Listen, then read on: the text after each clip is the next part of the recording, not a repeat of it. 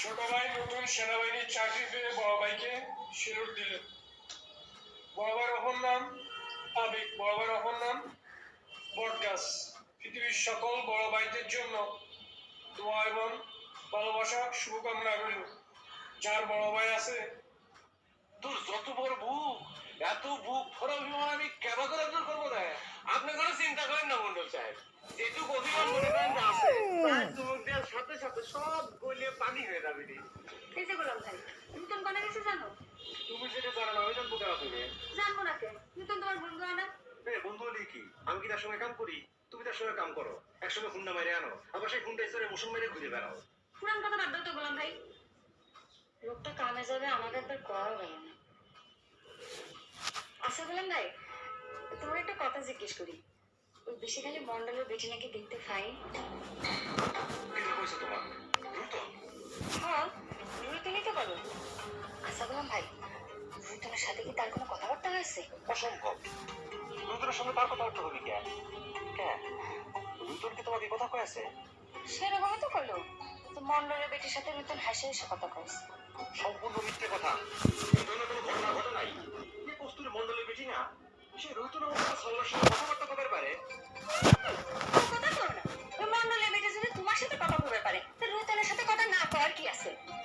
আমার তো মনে হয় রুইতন কথাটা মিথ্যে কিছু কয় না। আচ্ছা, এমনও তো হতে পারে ওই মন্ডলের বেটি তোমার অসাক্ষাতে রুইতনের সাথে কথা বলছে, আর সেটা তুমি জানোই না। আমি কলাম তো কাকুলি, এই হইবারই পারে না। রুতনের দূর থেকে দেখে কস্তুরী রায় বেশি ওই রুতন ওই বিশাল গায়ে ওই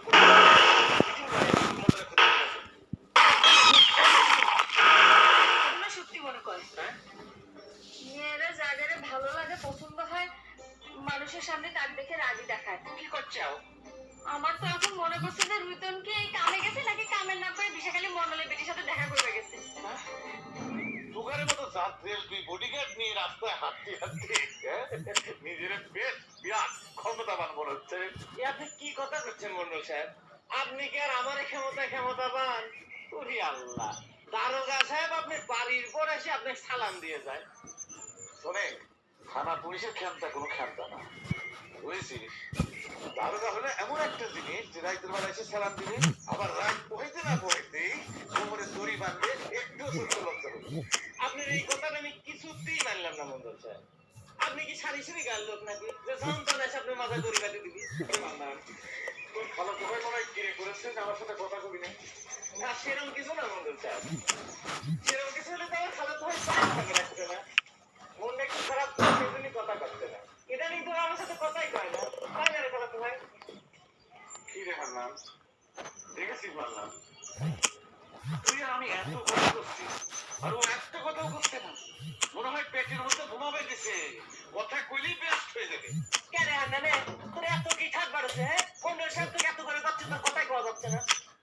মন্ডল সাহেব, আপনার কথা আমি শুনতেছি। কে রে হান্না, তোর অভিমান এখনো যায়নি? হ্যাঁ, তোর যত বড় বুক, এত বুক ভরা অভিমান আমি কেবা করে দূর করবো না। আপনি কোনো চিন্তা করেন না মন্ডল সাহেব, যেটুকু অভিমান মনে করেন যে আছে চায় চুমুক দেওয়ার সাথে সাথে সব গলিয়ে পানি হয়ে যাবে। তাই না খালাতো ভাই?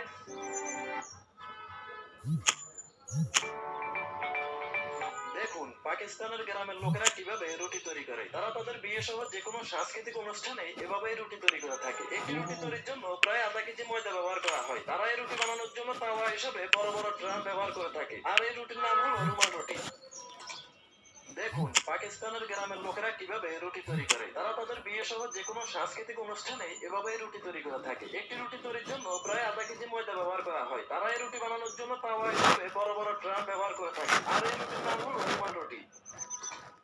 দেখুন পাকিস্তানের গ্রামের লোকেরা কিভাবে রুটি। চায়না আর জাপানে বাড়ির উঠানে ইটের ফাঁকে সবজি চাষ করে থাকে। এই লোকেরা একটি নির্দিষ্ট দূরত্বের ইট তুলে সেখানের মাটিতে সবজি বীজ রোপণ করে দেয়। তারা এত অল্প জায়গায় কিনা চাষ করে। দেখুন বন্ধুরা, তাদের উঠানে সব ধরনের সবজি পাবে, এমনকি তারা ভুট্টা, কপি, বেগুন এসব সবজি স্মার্ট ভাবে চাষ করে থাকে। আপনারা কি কখনো এভাবে সবজি চাষ করেছেন? কমেন্ট করে জানাবেন। বাংলাদেশের 12টি ক্যাডেট কলেজ শ্রেষ্ঠ নাগরিক গড়ে তোলার সেরা ঘর, যেখানে তাদের শারীরিক, মানসিক এবং ওজন ভাই আমাকে একটু তাড়াতাড়ি অগ্র পয়সা দেয় না, আমার দেরি হয়ে আসছে তো। তুমি যদি কোন ক্লাসে পড়ো ক্লাস 9 এ স্যার। না ও দন্ত ক্লাস পাস করতে পারে নাই তুমি তার কোশ্চেন নিতে তাই তো, আমার ভুল হয়ে গেছে, আমি করতে ভুল করেছি। আমি আসলে আপনাদের ঘরে যাইনি, কাল আমার কাছে অল্প পয়সা আইছিলাম। ওজন ভাই আমাকে একটু তাড়াতাড়ি অগ্র পয়সা দেয় না, আমার দেরি হয়ে আসছে তো। তুমি যদি কোন ক্লাসে পড়ো মাঝামাঝি ক্লাস 9 এ স্যার। তো দন্ত ক্লাস পাস করতে বাংলা বই আর পর্যন্ত পড়ে সব শেষ করে চাকরির বলেছে পাশাপাশি কি করে আপনি রোগের যা ওটা তো রাখছেন নেক্সট সেন্টেন্স এগুলো তো বইতে থাকেও না ভুল বই দেখবে না আজকে রাতে সরকার থেকে কোনো সমস্যা তৈরি করেছে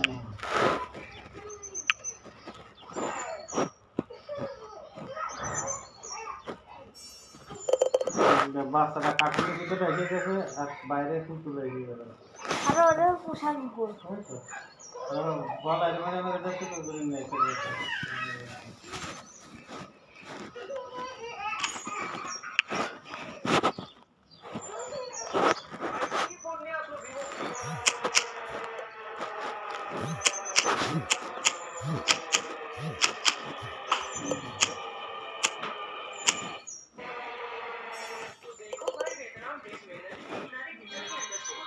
না যাও বাবা না আবার এসে গেছে যা